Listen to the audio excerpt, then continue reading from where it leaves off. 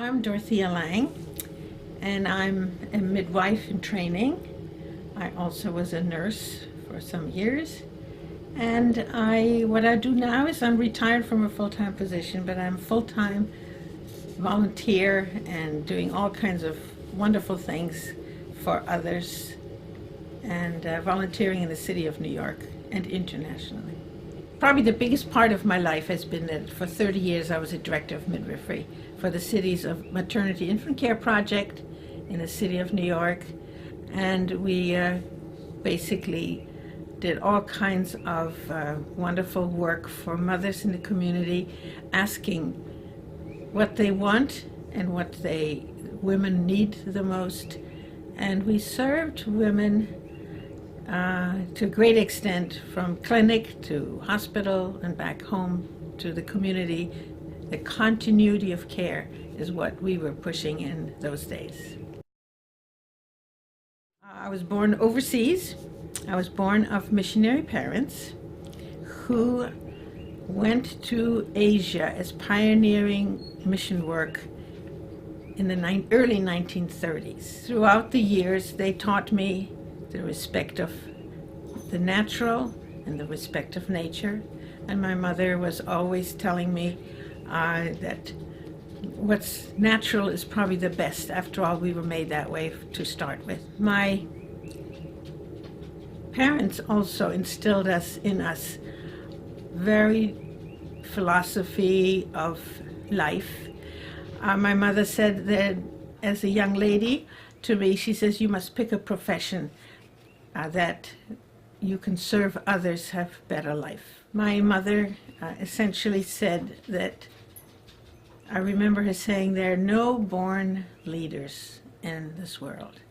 You have to do your part, and if you do feel there's something that you want to do that is your life's work, she says, get a good foundation, educational foundation, a prayer, and the idea that your instinct will guide you, and your inner instinct will somehow help pick for you a profession. And my father taught me many things, and both of those thoughts that my mother and father instilled in me helped me throughout my whole career.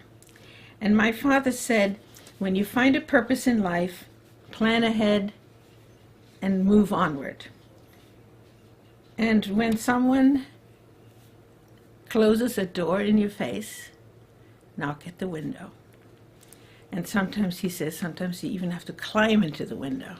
Those statements were very important in my future years as I was pioneering for midwifery. And then he also said, when the road is blocked for a year or two, count your blessings, count your hidden blessings, he said, because someday later you'll find them. And then he also said, don't dwell on the blocked road, move ahead and find other roads. And then he said, if you get a Y in the road, take the Y that's maybe less traveled.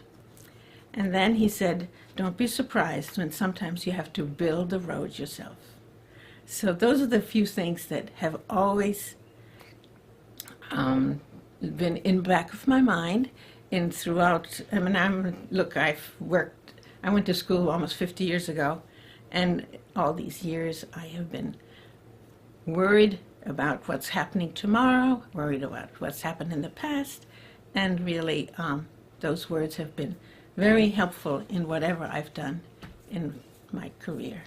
And life doesn't come easy. It doesn't always, not everybody dances your tunes, and not everybody has your philosophy in life. It's always interesting that when I come home that night and say, well, this saying fits this situation.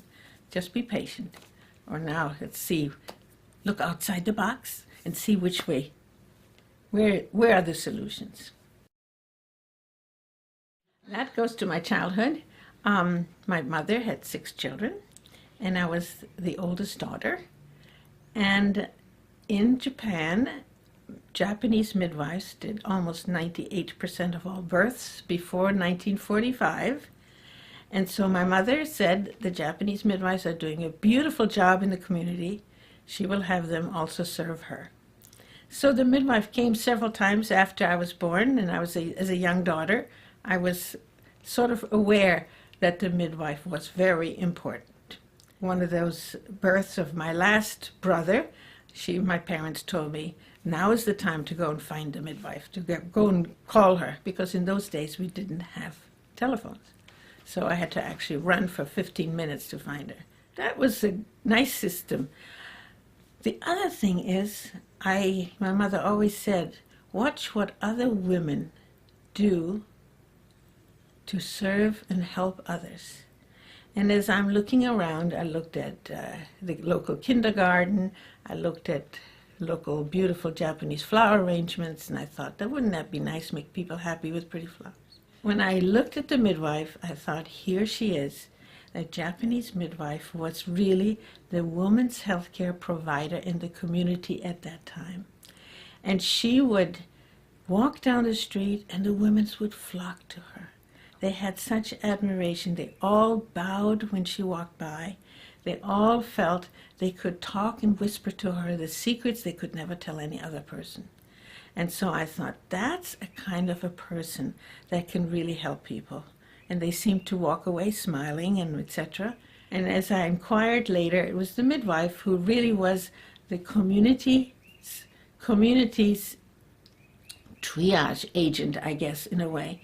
And in such a way that she was listening to people's private, secret problems.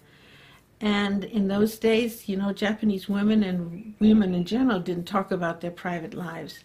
But these women could share something with that lady down the street that I thought that would be wonderful to be able to get in on that kind of a business, or that kind of a commitment, I should say.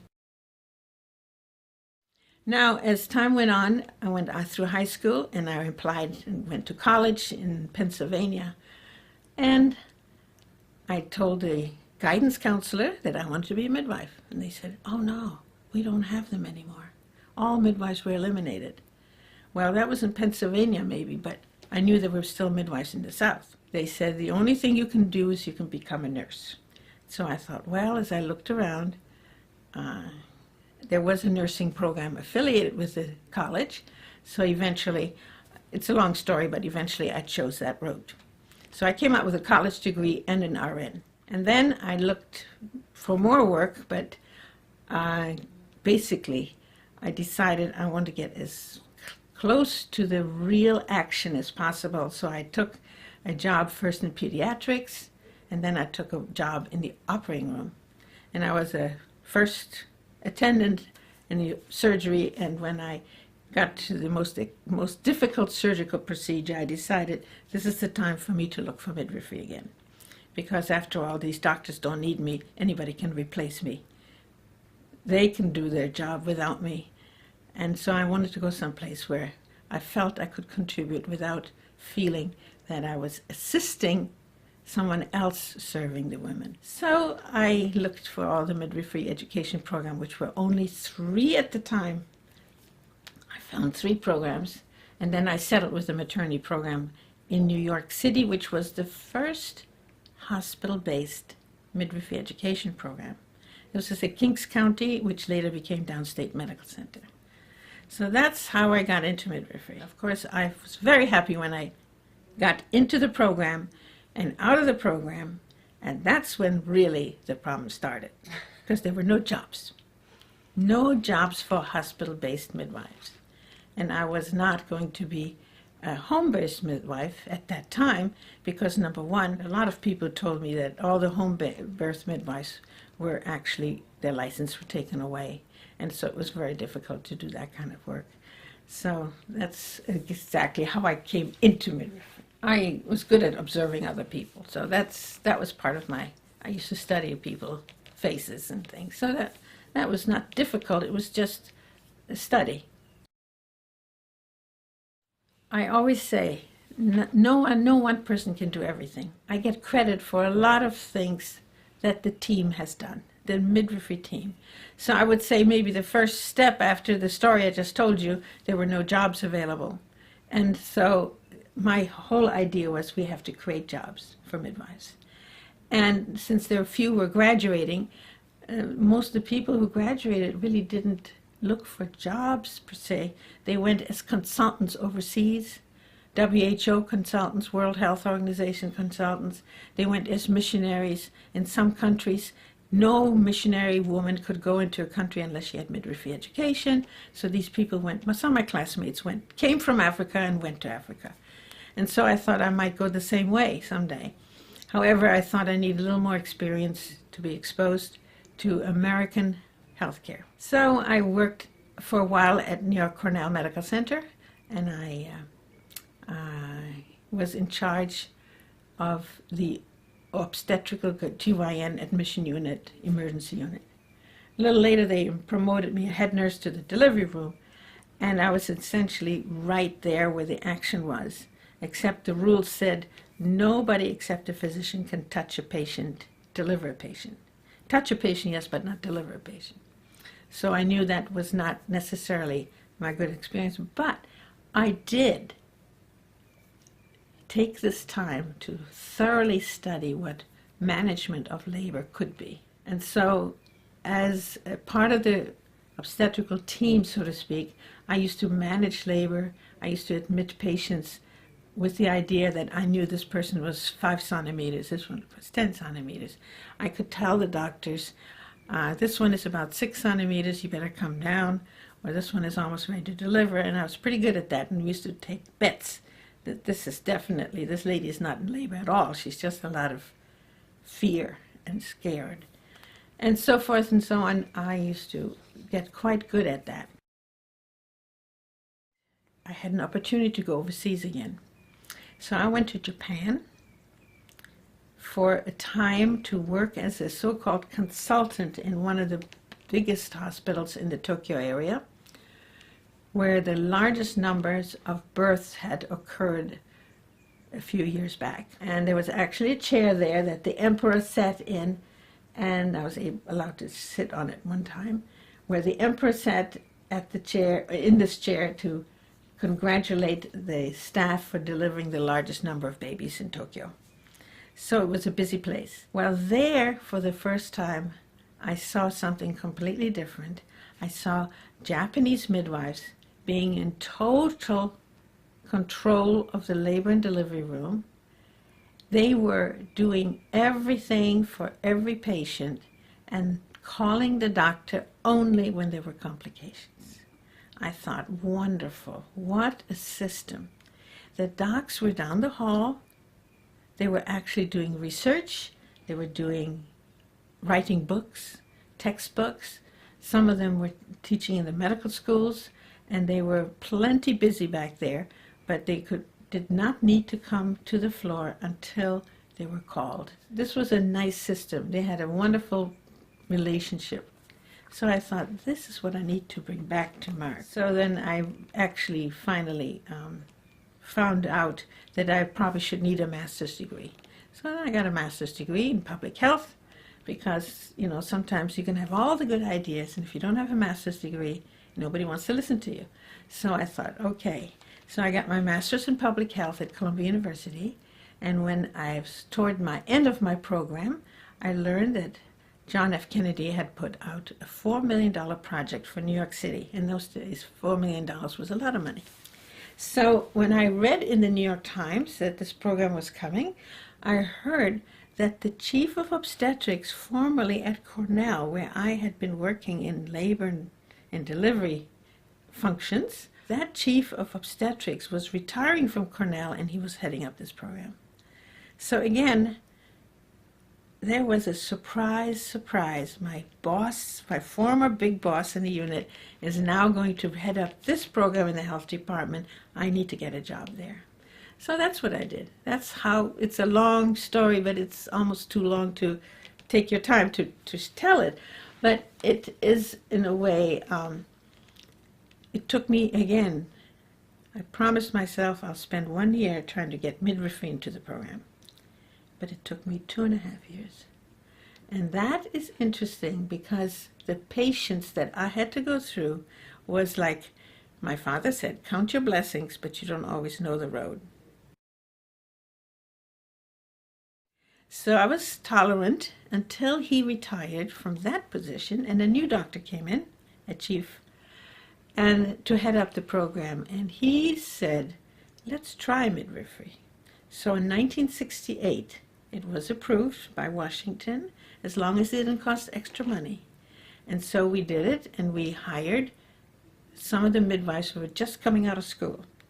And interesting enough, 2 of these midwives were my former nurses in the obstetrical unit. So I knew how good they were because I taught them and gave them the orientation in those days. Now they came back as midwives, and they were fabulous. There also was one other place by that time, a sister hospital, that had 2 or 3 midwives that had just started to work at that unit. And then there was also Kings County Hospital. The chief obstetrics at downstate decided, Dr. Louis Hellman, God bless him, he was so progressive. He said that midwives needed to be part of the obstetrical team. So he approved 2 midwives for Kings County Hospital, Cumberland Hospital, and there were also 2 going to Harlem Hospital. So this was about the 1967-68 years. It was wonderful in finding out that there were other midwives who were trying to be pioneers in the true midwife hospital-based movement. Now, I'm not against home births. It's just that my philosophy was midwives should be where women are. And if 98% of women deliver in the hospital, then that's where midwives should be. It's the same token what I learned in the Far East. Well, if 98% or so of women want to deliver at home, and in those war days there were actually no doctors even to deliver their mothers because they were all at war. Midwives did a wonderful job. My philosophy has always been that midwives will do a good job no matter where they are going, where they're needed. If they're needed, they'll do a wonderful job. And if they're appreciated, they'll really excel. Young midwives found ourselves in suddenly a pioneering position.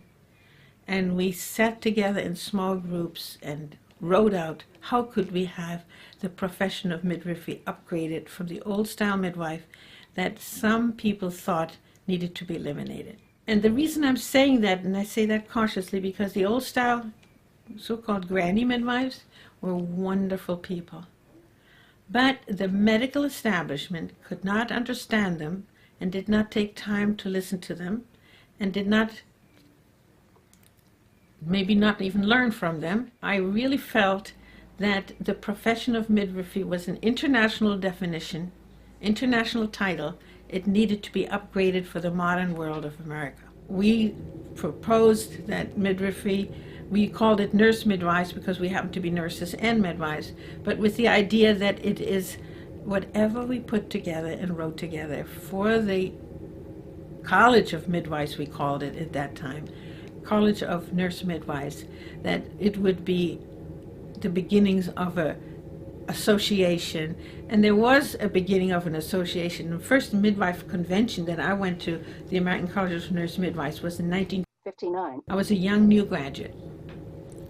And they were delighted that young midwives were also coming to this meeting.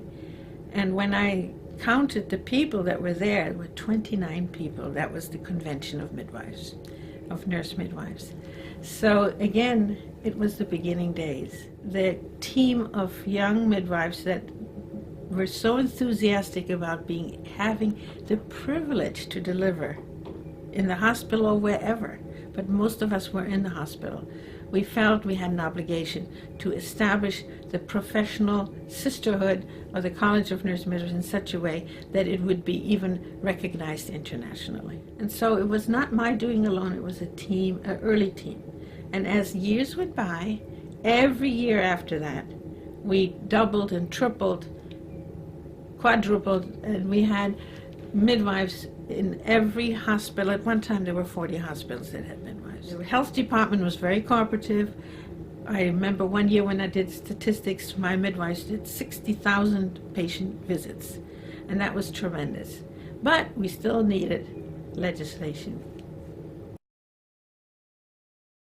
Legislation is something that I feel was terribly important to be recognized as bona fide professionals on the health team.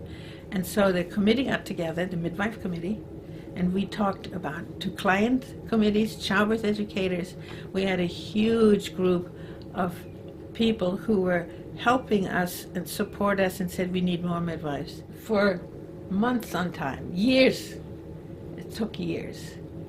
And by 1992, we finally got the legislation, and it was a committee of the chapter.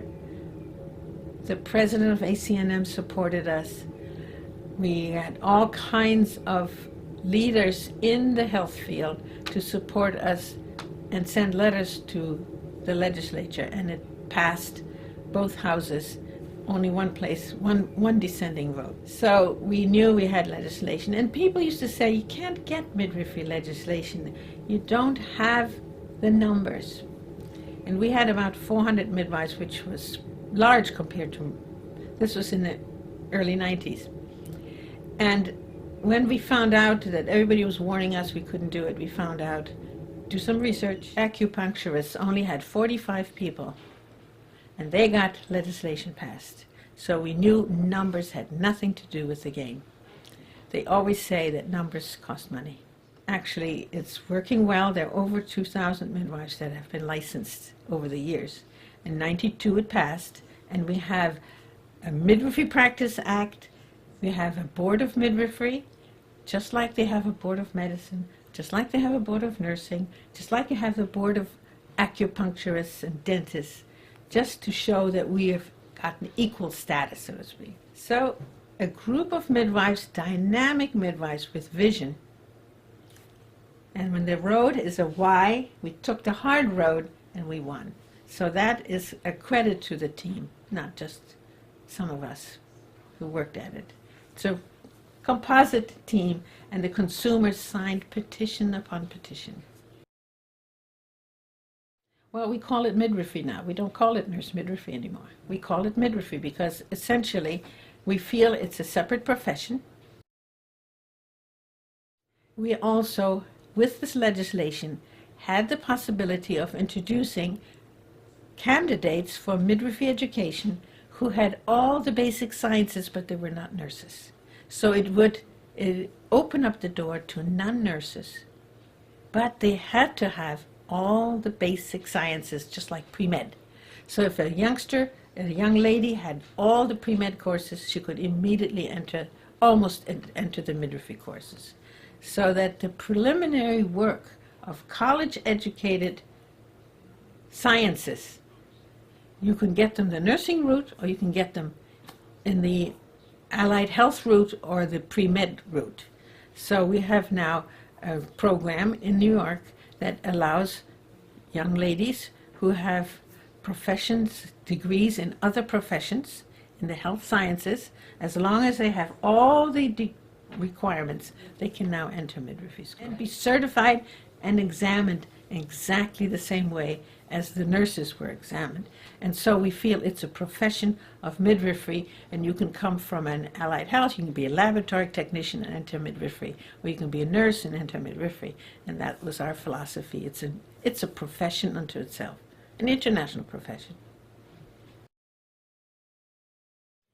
Any regrets? I'm the kind of person that, maybe it's from my parents' advice, don't dwell on regrets. There were a lot of times I went home and cried.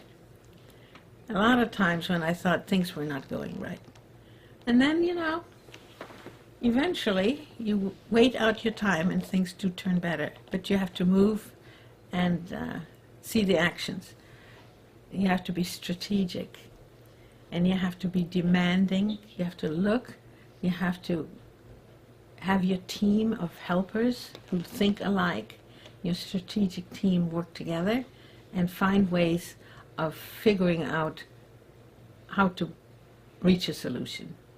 And sometimes you just have to let it go, and you can't win all the time. And there's a saying that I figured out that I didn't get from my parents. When you look for something, it's not what you deserve, it's what you negotiate. And if you negotiate strategically in different ways, in different times, in different years. Sometimes you have to wait for the right timing. Eventually, if it's to be, it will be. Also destiny, but also collaborative ingenuity, collaborate, teamwork. No one person can do it alone. And without the team of midwives that did fantastic quality care work, and without the team of those key people from that team that also were strategically clever in finding passageways and routes and finding new routes and new places to go and new people to talk to, this would have never been accomplished. But I happen to be the director, so I do get some of the credit because I was the director, but it really was the team. And sometimes we had midwives, I would say over 300-400 midwives in those early days went through my program in some way. Some only stayed a year. Some people only went through courtesy for 6 months. In those days we could do it. It was before the malpractice issues came up, so that midwives could bring a friendly young midwife into the hospital, introduce them to the chief of obstetrics, and then he would say, yes, she can come in, and she can stay this week and next week, and we would then essentially orient and make people feel comfortable. If they had to go later, they went to Chicago and all the way into California. Some of those early midwives came from New York. I don't really go for words like that, because I think the heart is certainly the part that beats the whole body, so to speak. But it's the heart of midwifery, it's the philosophy of midwifery. And if you don't know the philosophy of midwifery, you can't push it. You can't help it. You can do the chores and you can go through the motions, but if you don't have the heart of midwifery, I don't think a person can really be contributing on a long range, because midwifery, the way we look at it, is not just serving one patient today. It's serving thousands of patients in the future. And if we don't have the foundation for the profession, the basic for the profession to build upon, then the heart of midwifery cannot survive and cannot blossom. And young people say they have the heart of midwifery, but it's the test of will they really come through with not just the enthusiasm of being at the birth of this miracle, it's also at the birth of the profession, the way it is now in the United States. The International Confederation of Midwives has strength and power as an international organization that represents midwives. But each country has to have a representative, and every country must do their part in order to show that midwifery is a bona fide profession that people enter almost like a calling. I feel, in a way, it was like a calling. I saw others doing a wonderful job, and I wanted to help do the same thing somewhere else. And so that's how I went into midwifery. I'm hoping that young people will get the feeling of wanting to be midwives, and therefore be part of the heart of the profession that ticks and allows more people to come in. I represent the International Midwives, the I.C.N.M, as the roving reporter or something in New York at the United Nations. And I have one of those IDs that take me to places where the average person can't go, but I can't go to some other places where nobody can go. It's wonderful to know that they know about midwifery now.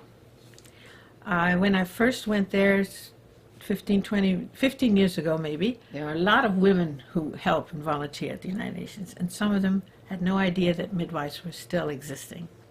And when I go to a UNICEF meeting or a meeting that is a committee that I joined some years ago called Working Group on Girls, to elevate the girls in the society, make sure they get the education.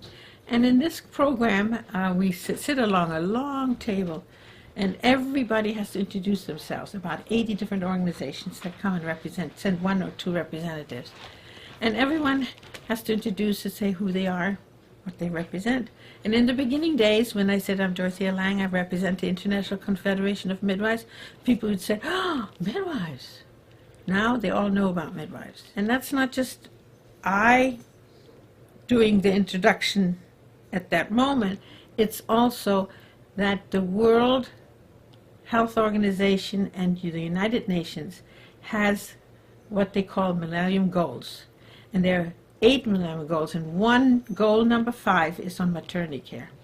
And they have focused on the need for more professionals to help the world, developing world, in maternity care.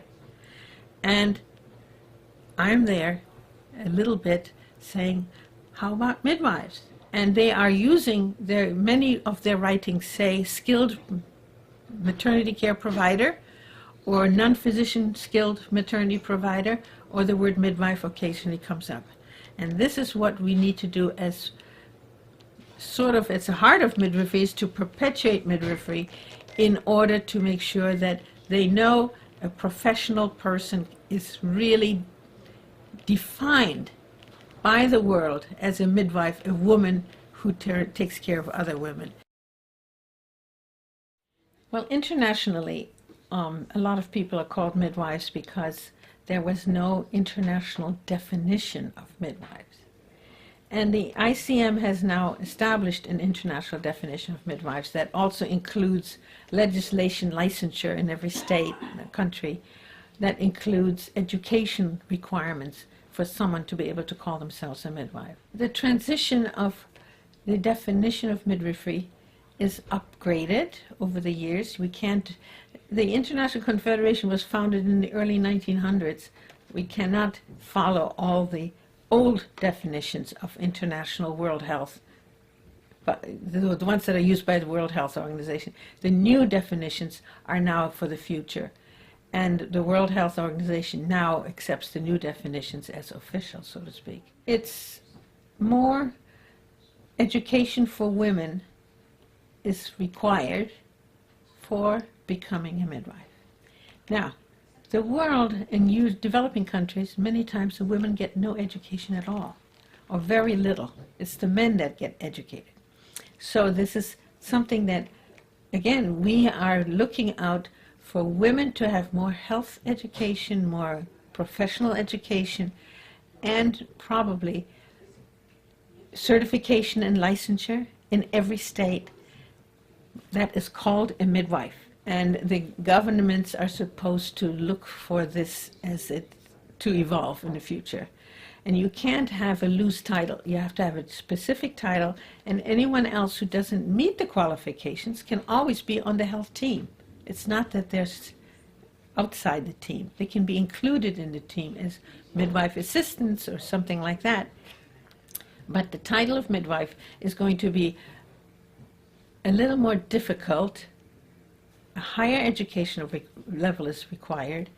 In order to be able to call yourself a midwife, you have to be certified like we have to be certified in American midwifery now. Women in the past who were in the truly developing countries, even in the bush, they have really, the women who do attend births and call themselves so-called midwives, or die, or something in their own country, their name in their country, you'd be surprised. Nearly all of them have 2 years, 2 steps above the educational level of the women they serve. So if they have 2 steps more education or more knowledge than the women they serve, they're educated in those concepts. However, they're not educated like you and I are in the so-called academic sense. But that is the new world. Women in academia are going to be much more appreciated, and there are going to be more scholarships for women to get more education. And the committees that are in the United Nations are really very positively looking for upgrading all women education. So as women go up, the person who calls themselves a midwife has to be above. You have to be more educated than the women you serve. And that's the standard that I've always used, and it works very well. I believe midwifery is probably one of the most wonderful ways to serve families and the families of the world to help families. And I say we serve women, but every time we give a newborn baby to the mother, we say here is a new mother, but it's also a new family. And my thought has always been the less medication at birth, the less trauma to the newborn baby, because the mother's medication is probably in the baby's bloodstream within 5 minutes. So the baby comes less contaminated with medication when it is handed to the mother. And so with all the studies that they're doing now on the brain, I wouldn't be surprised someday that if natural childbirth is going to prove that there are less damaged brains in the future.